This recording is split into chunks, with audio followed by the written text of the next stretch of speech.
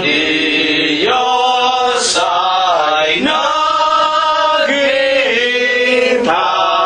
siya ay nauuhaw. Dulugin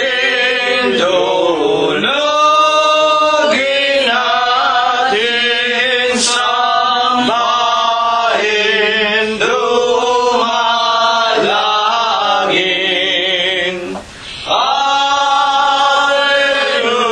Alleluia, Alleluia, Diyos na mahawain. Angeles sa paibaasan, nagpupuri-purihin. Halina mga kapatid sa templo ng amang Diyos. Alleluia, Alleluia, Diyos purihin, purihin.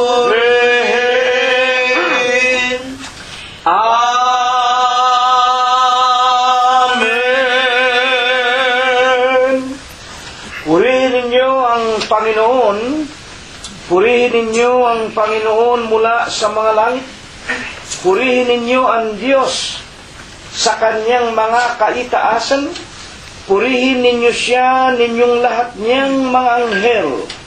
Purihin ninyo siya, buo niyang mga hukbo, mga hari sa lupa at lahat ng mga bayan, mga pangulo at lahat ng mga hukom sa lupa, mga binata at gayon din ng mga dalagang, mga matatanda at lahat ng mga bata.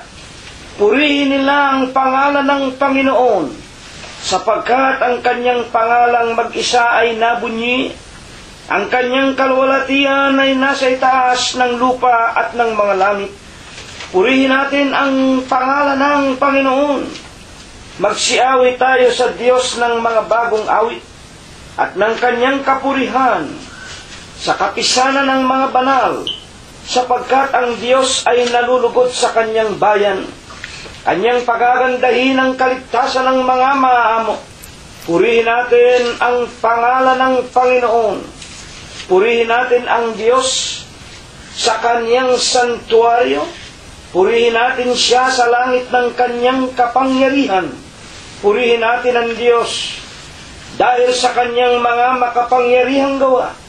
Purihin natin ang Panginoon ayon sa kanyang marilag na mga kadakilaan at purihin ng lahat ng mga bagay na may hininga.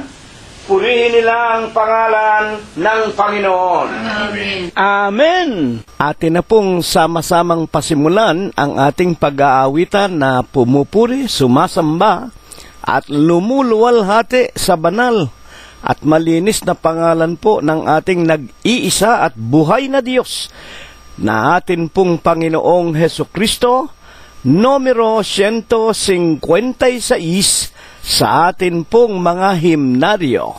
Tayo'y nagkakatipon at nag-aawitan, maligayang sandali.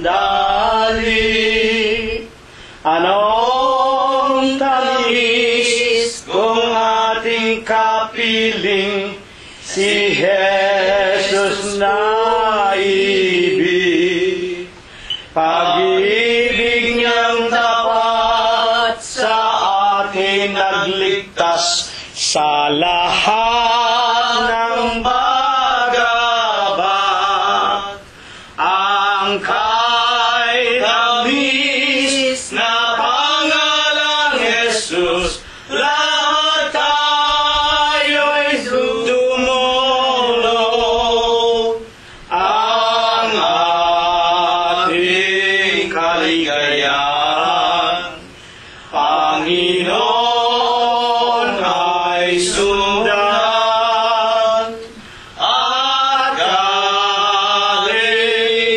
maging saan man, nakalaang laging kaalakbay sa hirap ng ating kordero. Nais na makaramay ang ating kaligayahan sa may sundan.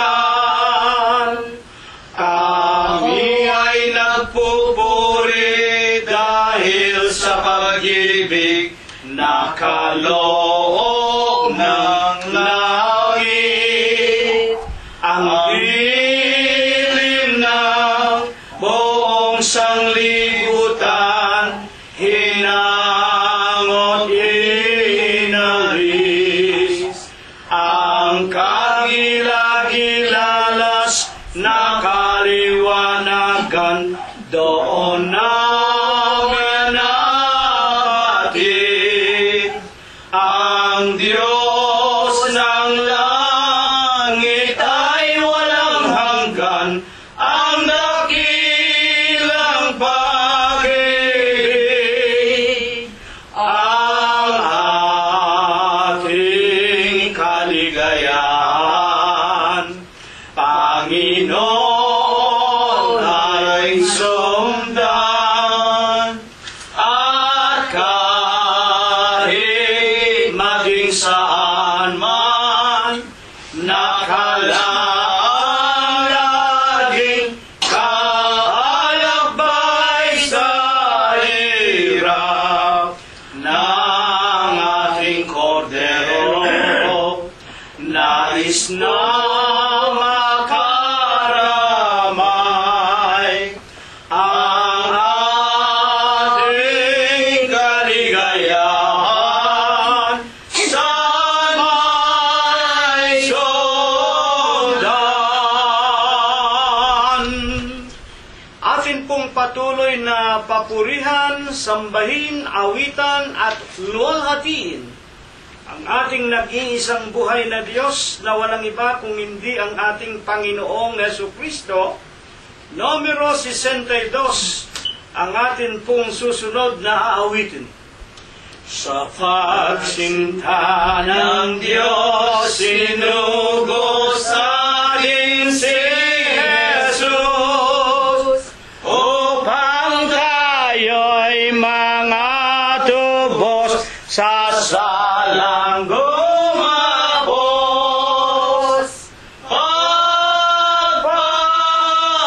Pagpapala niya'y tanggapin, at tayo ay palalayain sa ating sala na umalipin.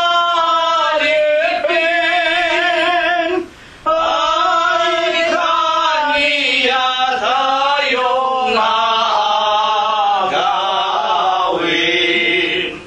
Si Kristo Jesus lamang ang dapat paglagakan.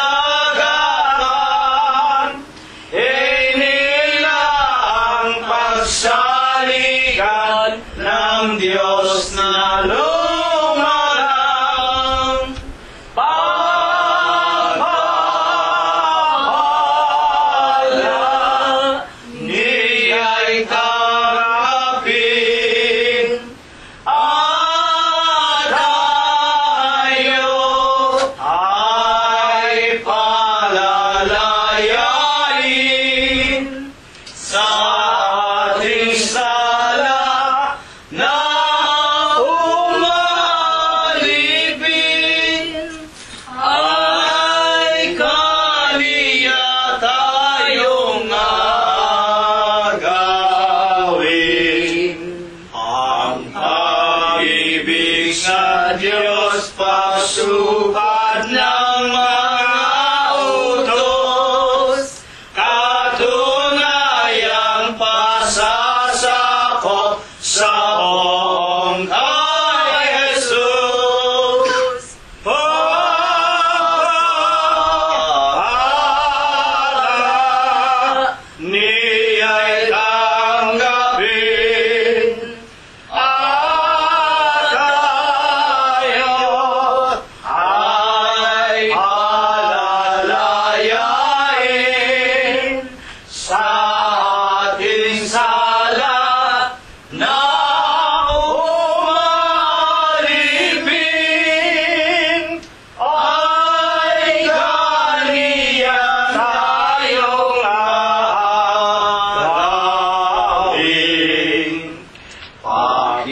pag-ibig at pagtuwa ng siyang magliligtas.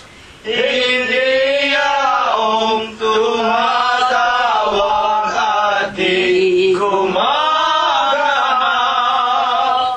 Pagpapala niya'y tanggapin at tayo ay palalayain sa ating sala na umalipin. Ayaw niya tayong agawin. Dakilang Panginoon po naming Diyos, amang banal na lubha ka pong kagalang-galang, ikaw po ay Diyos na sadya ka pong kapita-pitagan. Nag-iisa ka pong Diyos na buhay. Ikaw po ang may-ari, ikaw po ang lumalang ng lahat ng mga bagay, ang nag-iisa at tunay na pinakamakapangyarihan ka po sa lahat. Ama, na sakdal ka sa iyong pag-ibig, napakasagana mo po sa kagandahan ng iyong mga kalooban. Dakila ka po sa iyong mga pagbibiyaya. Datapwat ikaw po ay Diyos na napakabanayad sa iyong mga kagalitan. Amang banal, na ikaw ang nag-iisang buhay na Diyos, pinagtapatan, pinaglingkuran hanggang kani-kanilang kamatayan. Ikaw po ang Diyos ni Abraham, ikaw po ang Diyos ni Isaac at ni Jacob, ng iyong mga banal na propeta sa bansa ng Israel. Naawa at nahabag ka din po sa aming minamahal na ama at ina. Tinawag mo po sila, Panginoon, inilagay mo po sila sa iyong banal na iglesia ng Diyos kay Kristo Jesus. At maging sa mga huling araw na ito, kami na kanilang mga anak, mga manugang, mga apo, ay iyo ring tinipon sa iyong banal na kawan. At sa Huwebes po ng gabing ito, Panginoon, maging ang maraming mga lalaki at mga babae sa iba't ibang dako ng buong sanglibutan, sa pamamagitan po ng karunungan na iyong pinalago sa huling araw, isa-isa ay kinatok mo rin po ang kanilang mga puso. Tinawag mo rin po at ibinilang mo na aming mga kaibigan na nakikipag-aral at nakikinig kasama ng iyong mga tunay na mananamba sa Espiritu mo po at sa iyong katotohanan. Nagkakatipon po kami sa iyong banal na katawan. At sa Huwebes po ng gabing ito, masisilayan mo po muli kaming lahat sa silong ng aming mga dampang tahanan. Nagtitiklop kami ng aming mga tuhod sa iyo pong pangalang Kristo Jesus. Tanggapin mo po, Amang Banal, ang aming pagpapailanglang sa iyong kaharian sa langit ng amin pong mga tao sa pusong mga pagpapasalamat. Panginoong Jesus, maraming salamat po sa iyo sa mga araw na patuloy mo pong ipinararanas sa buhay ng bawat isa sa amin. Wala ka pong binawian sa amin ng aming mga hiram na buhay. Salamat po, patuloy mo kaming pinagbubuksan araw-araw ng magagandang kapalaran. Pinakakain mo po kami at dinaramtan. Pinalalakas mo't pinagagaling ang aming pangangatawan. At higit sa lahat, maraming salamat po patuloy mo pa rin kaming pinakakain at pinaiinom ng iyong mga banal na aralin, na ito po ay tunay na lipos ng espiritu at lipos ng buhay. Salamat, Panginoon, pinagpalat iningatan mo rin ang amin pong mga kabiyak ng puso, ang aming mga anak, aming mga manugang at mga minamahal namin sa buhay. Ama Manal, dakila ka sa iyong pag-ibig. Tunay na napakasagana mo po sa kagandahan ng iyong kalooban. Sinasamba ka po namin. Pinupuri namin ang iyong maluwalhating pangalang Kristo Jesus sa Espiritu mo po at sa iyong kagilagilalas na katotohanan. Ama, sa Huwebes po ng gabing ito, humihingi kami sa iyo ng kaawaan at kahabagan. Kung kami po'y nangagkulang, kung kami po'y nangagkasala sa iyo sa mga araw na ipinautang mo po sa amin, at kung wala pa sa sino man sa amin na nakakaabot sa iyong banal na kaluwalhatian, Amang Banal, ituring mo na lamang mga kabiglaan na namin kamangmangan kagipitan. Huwag mo sanang gawing dahilan upang hindi mo po kami turuan. Patawarin mo po kami sa aming mga nagawang kasalanan.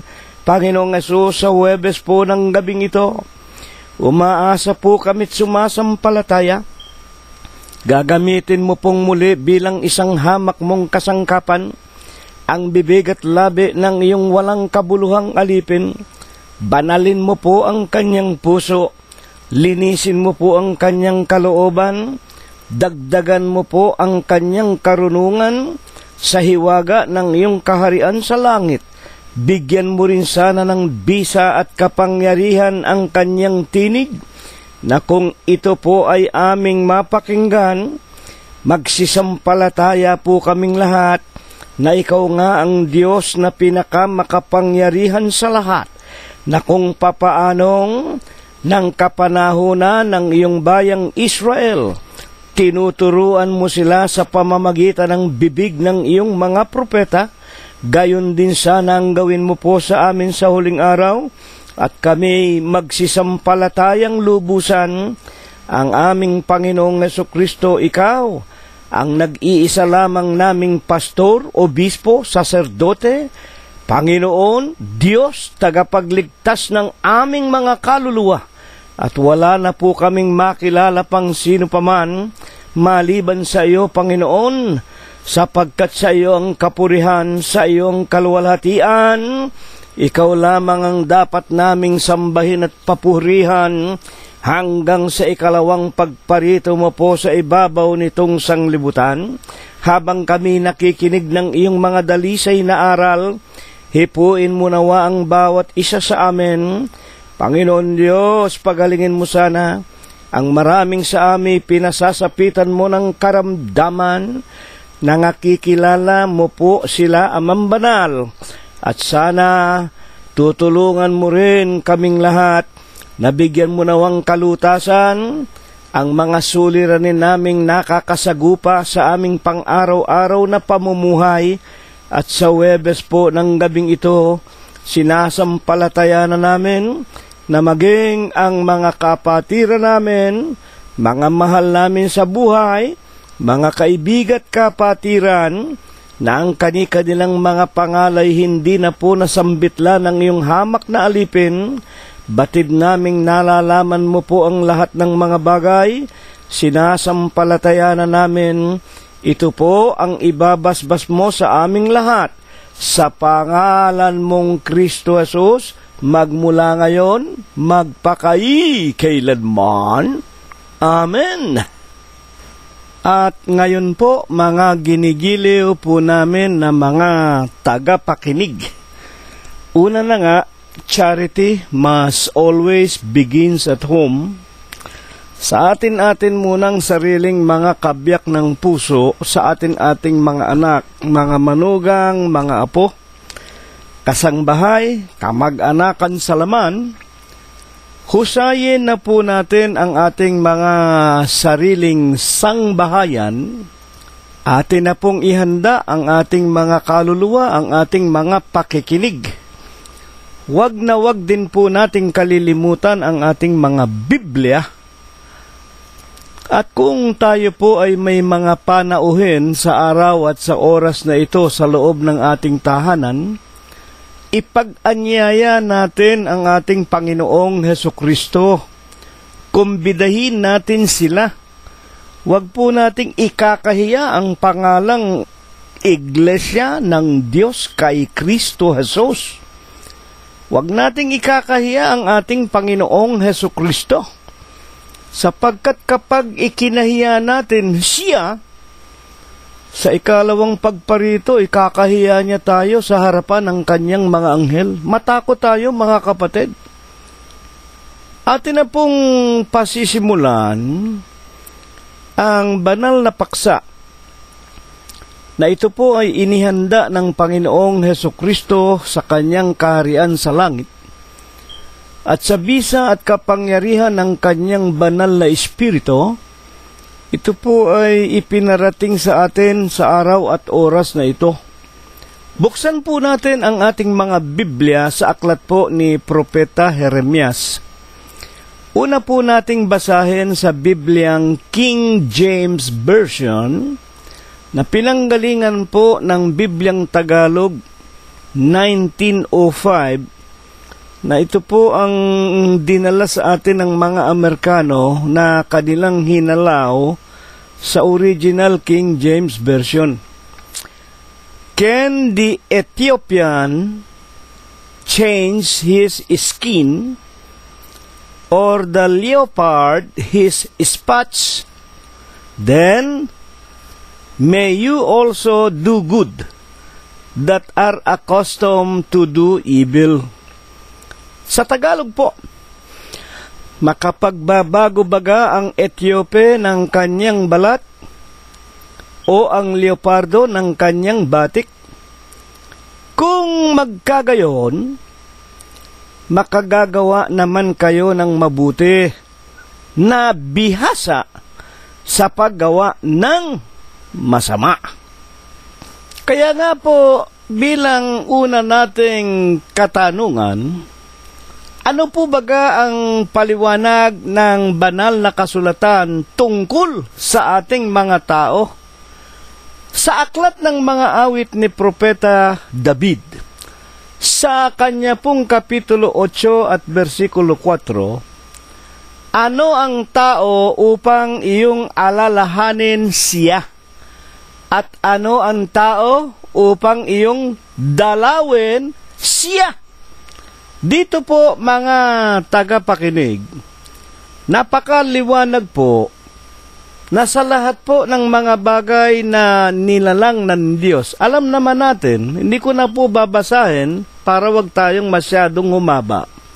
Nang nilalang ng Diyos ang araw, ang buwan, ang mga bituin, ang kalangitan, ang lupa, maging ang mga hayop, ang mga ibon, ang mga isda sa ilalim ng tubig, ang mga halaman, lahat po yun sinalita lamang ng Diyos at nangyari, nagawa. At nang maihanda na niya ang lahat ng mga bagay na ito na alam natin, kakailanganin nating mga tao, ito ang ating iinumin, kakainin para mabuhay tayo. Nang lalangin ng Diyos tayong mga tao, hindi po ginawa tayo sa salita.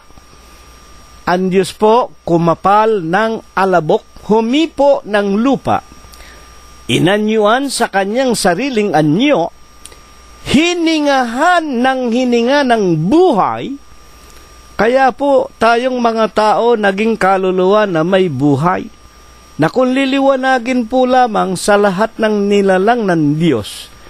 Dito po sa aklat ng mga awit 8.4 na tanong na nagpapaliwanag ni Propeta David, ano ang tao upang iyong alalahanin siya? Dito po'y ipinakikilala ang kahalagahan nating mga tao sa lahat ng mga nilalang niya. Ang tao, inaala-ala ng Diyos. At ang anak ng tao upang dalawin siya, ang tao lang ang dinadalaw ng Diyos. mga kapatid at mga magulang. Hindi po dinadalaw ng Diyos yung ibang mga nilalang.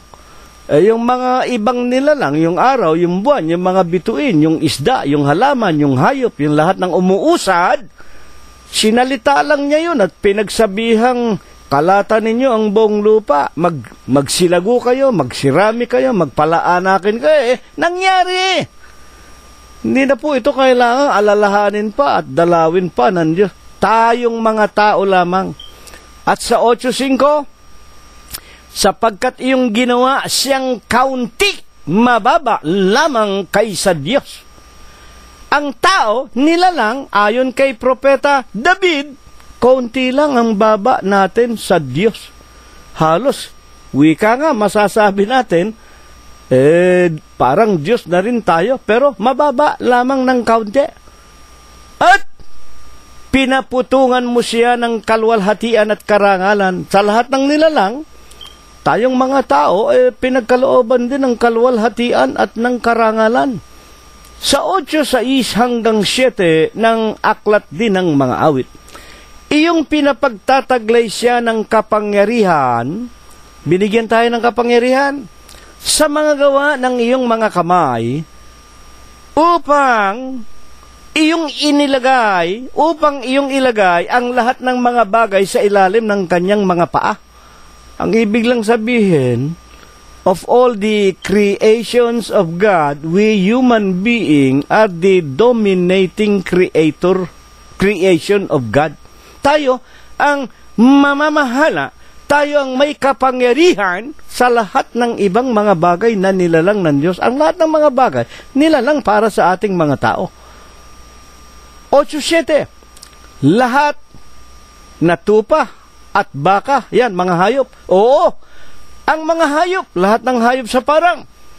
8:8, ang mga ibon sa himpapawid, ang mga isda sa dagat, ano mang nagdaran sa mga kalaliman ng mga dagat. Everything that was created by God, it was all placed under the feet of human being. Ang ibig sabihin, tayo ang Diyos ng mga bagay dito sa lupa. Kaya nga may kapangyarihan tayo sa mga hayop, sa mga halaman, sa mga isda sa dagat, mga tagapakinig. Bakit tayo mababa lang ng konti sa Diyos? Ngayon, ayon kay Apostol Pablo, paano niya sinasang-ayunan na tayo nga nilalang ng Diyos na mababa lamang sa Kanya? Hebreo 2:26, at kanino pa tayo mababa lamang ng kaunti? Ano ang tao? Ito po, upang siya ay iyong alalahanin, o ang anak ng tao upang siya ay iyong dalawin. Pinatutunayan po ni Apostol Pablo yung sinabi ni Propeta David na talagang tayo dinadalaw ng Diyos, tayo ay inaalaala ng Diyos. 2:7, Hebreo, siya'y ginawa mong mababa ng kaunti kaysa mga anghel. Putulin ko po muna dito.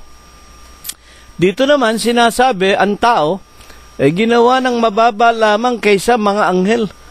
Kanina sinabi ni Propeta David, mababa, kaunti lamang sa Diyos. Ngayon, mababa, kaunti lamang sa mga anghel.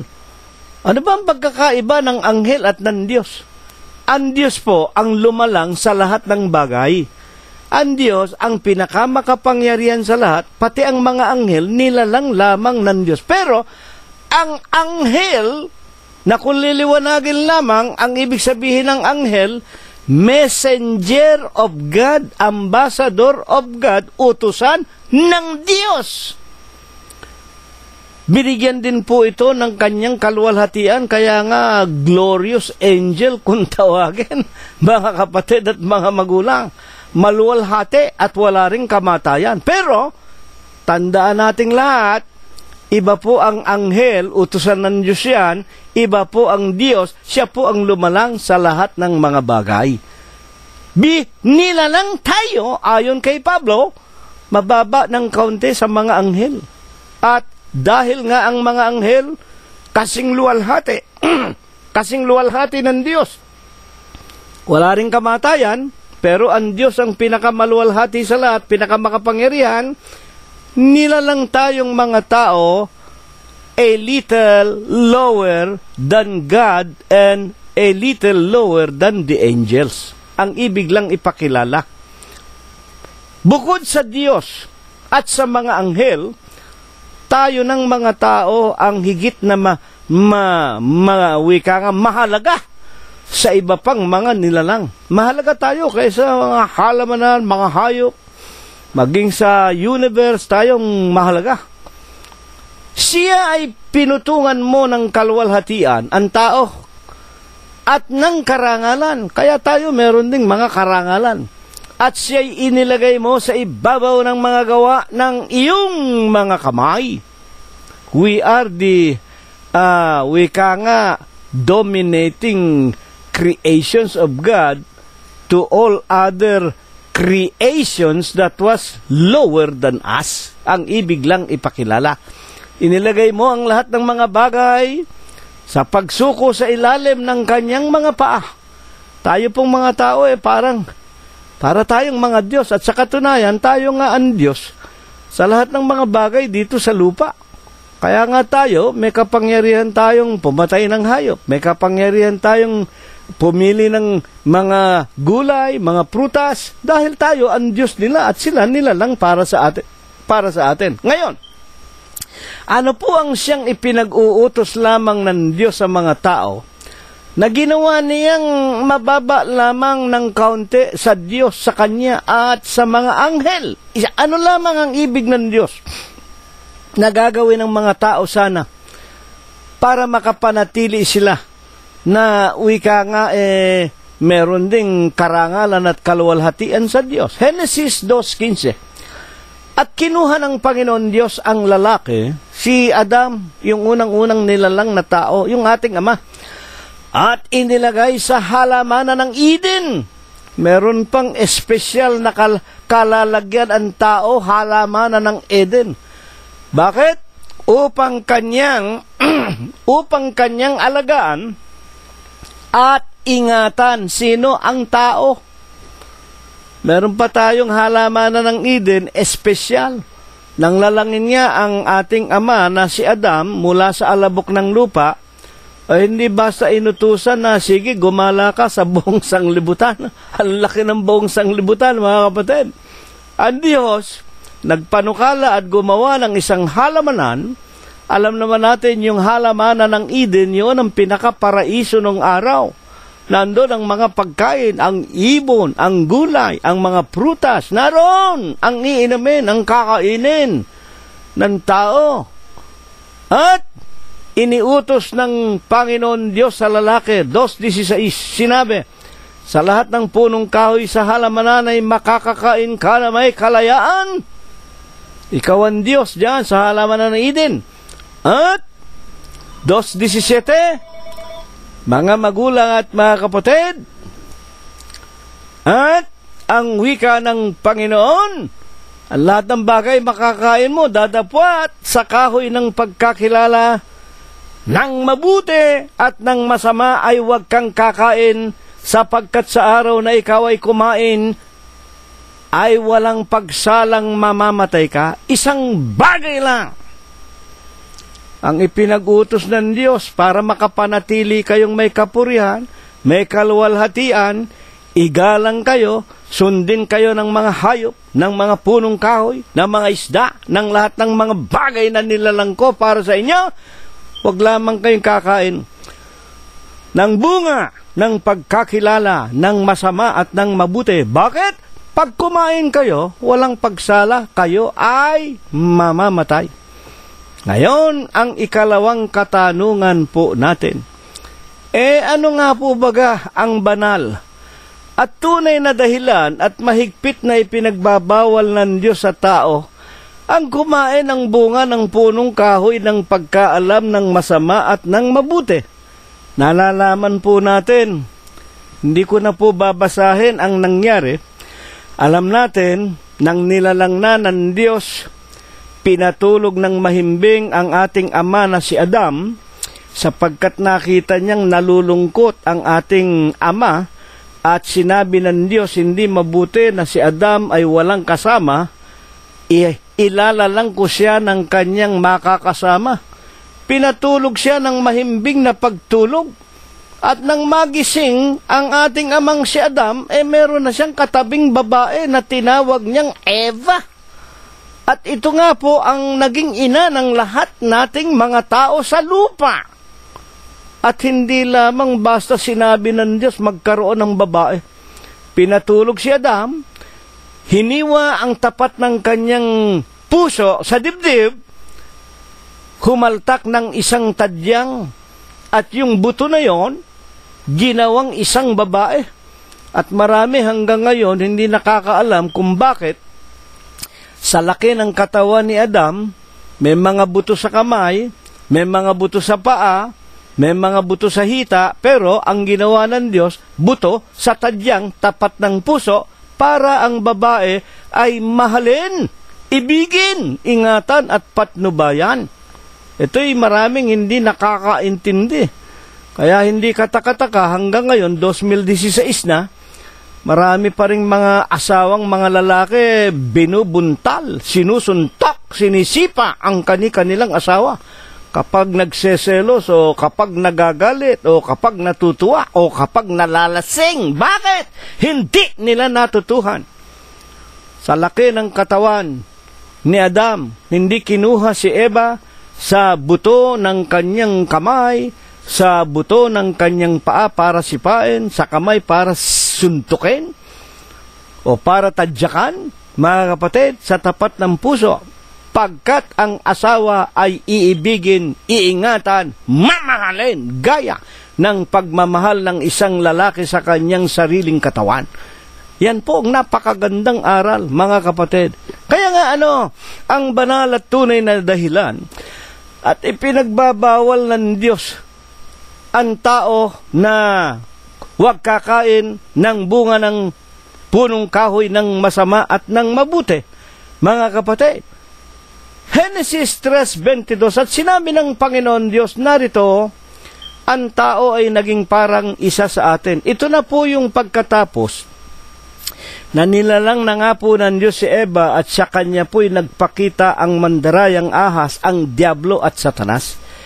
At ito nga pong ahas na ito ay talagang puno ng kasinungalingan, sapagkat pinagsabihan niya si Eva, huwag kang maniniwala sa utos ng Diyos na kapag ikaw ay kumain ng bunga ng pagkakilala ng masama't mabuti, ikaw ay mamamatay. Huwag kang maniwala.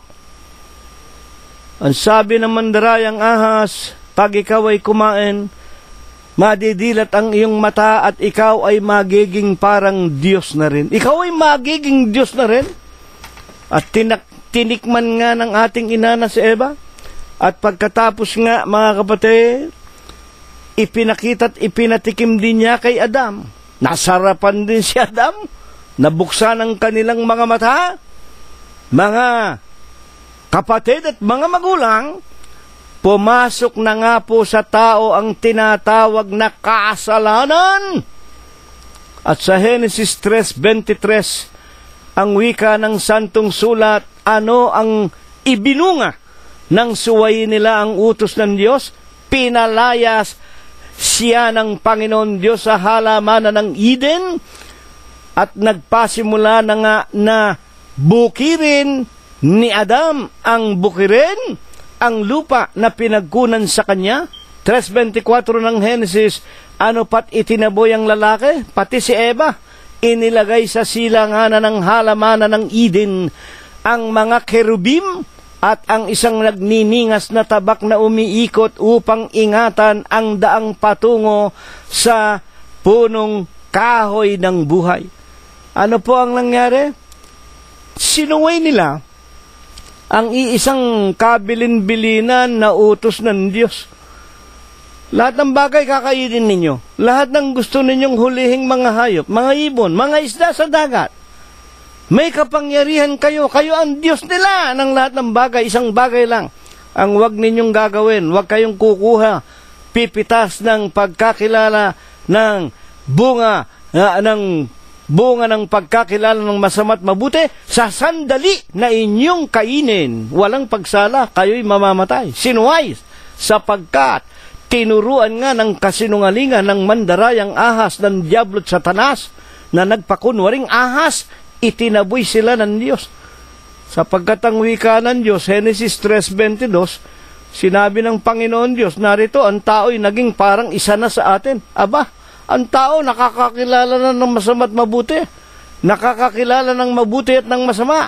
Baka naman ngayon, iunat ang kanyang kamay at pumitas naman ang bunga ng punong kahoy ng buhay at kumain at mabuhay magpakayi kailanman. Kaya ang wika ng Panginoon Diyos, palayasin sila. Pinalaya sila sa paraiso, sa halamanan ng Eden, at doon na nga nagpasimulang ibinigay sila ng Diyos sa lahat ng kahapisan, luha, karamdaman, kalumbayan, iba't ibang suliranin sa buhay. At ang wika ng Panginoon mula ngayon, Adam, sa tulo ng iyong pawis kakain ka ng tinapay, hanggang sa ikaw ay mauwi sa alabok, sapagkat sa alabok ikaw ay nanggaling, sa alabok ikaw ay mauuwi. At pinasok na nga sila ng kamatayan at ng mga sari-saring luha at kalumbayan. At maging kay Eva ay sinabing, sapagkat ginawa mo ito, sa iyong paglilihi daranas ka ng sari-saring karamdaman. Kaya ang ating mga ina, kapag sila po ay nangaglilihi, riyan ang sinasabi nating ang naglilihing babae, ang isa sa kanilang mga paa ay naroon na sa libingan, sapagkat talaga pong dumaranas ang mga babae ng sari-saring mga karamdaman kapag sila'y nagdadalang tao. At ang wika ni Apostol Pablo, nang dahil nga sa pagsuway na ito, sa 6:23 ng Romanos, ang kabayaran ng kasalanan ay kamatayan. Kaya nagkaroon ng kamatayan si Eva at si Adam, ay sapagkat sinuway nila ang utos ng Diyos. And the wages of sin is death, at ang kabayaran ng kasalanan.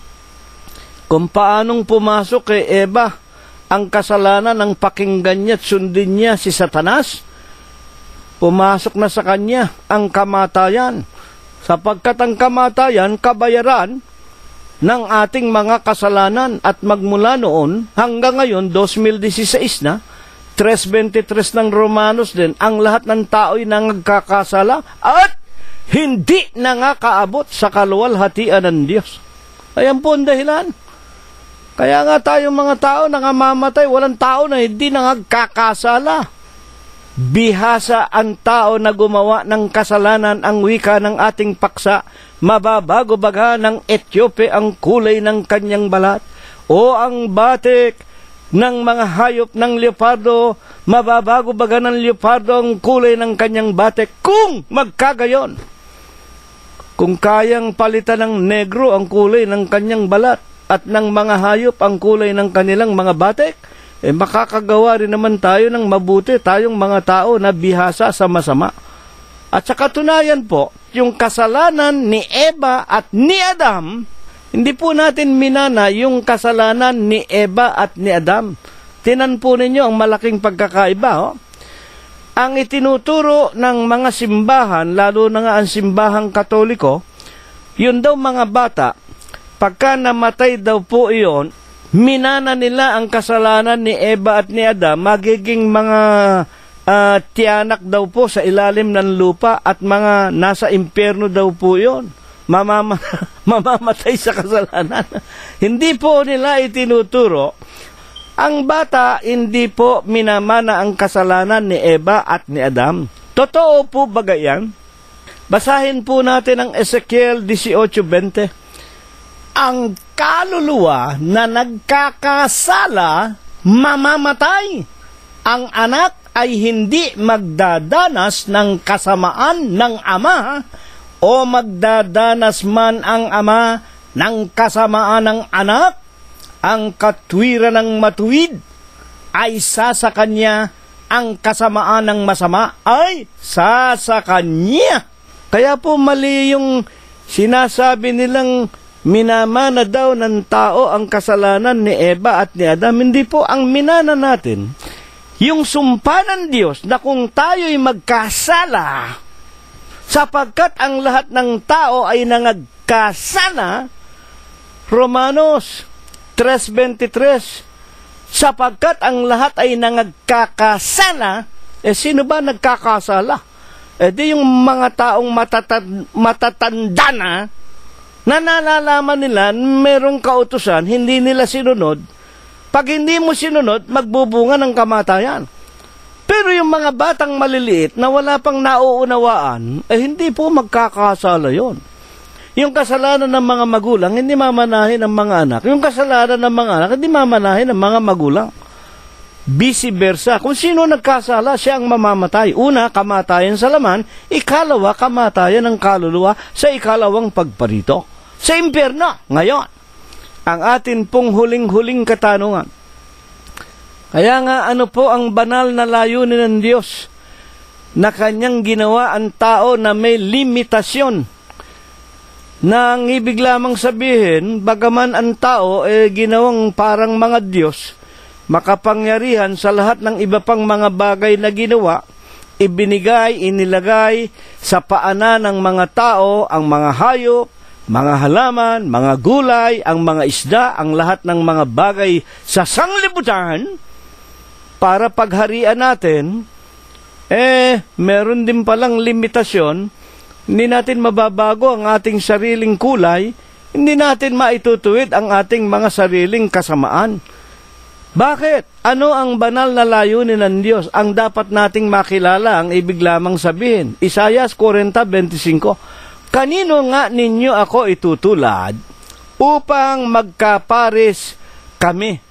Upang makaparis ako niya, sabi ng banal. At sa 46:5, kanino ninyo ako itutulad at ipaparis at iwawangis ako upang kami ay magkagaya. Ayan.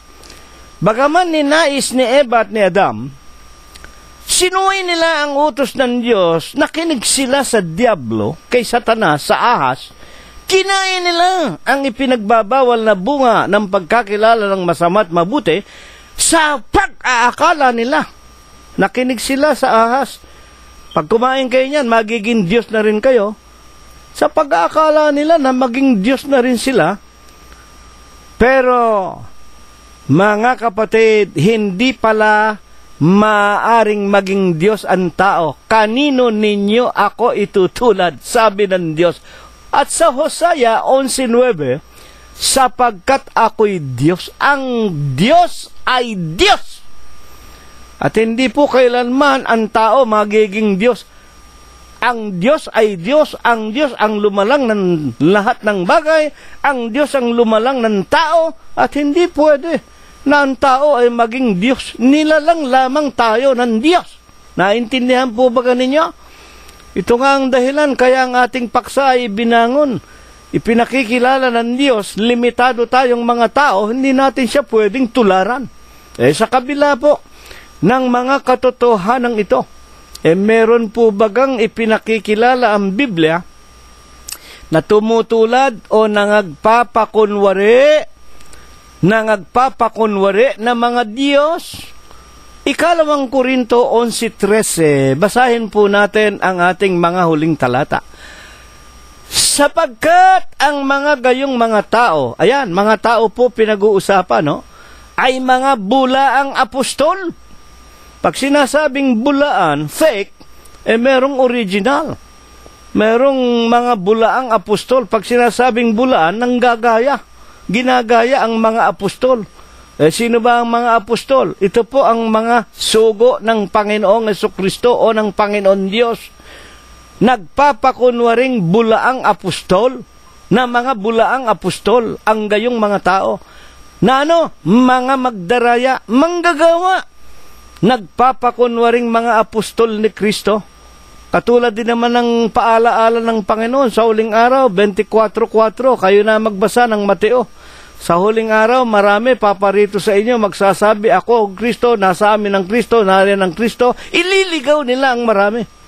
Balikan natin ang ikalawang Korinto 11:13, 11:14, Hindi katakataka sapagkat si Satanas man, nagpapakunwaring anghel ng kaliwanagan, at sa 11:15, hindi malaking bagay nga ng kanyang mga ministro naman magpakunwaring mga waring ministro ng katwiran, ang kanilang wakas masasang-ayon sa kanilang mga gawa.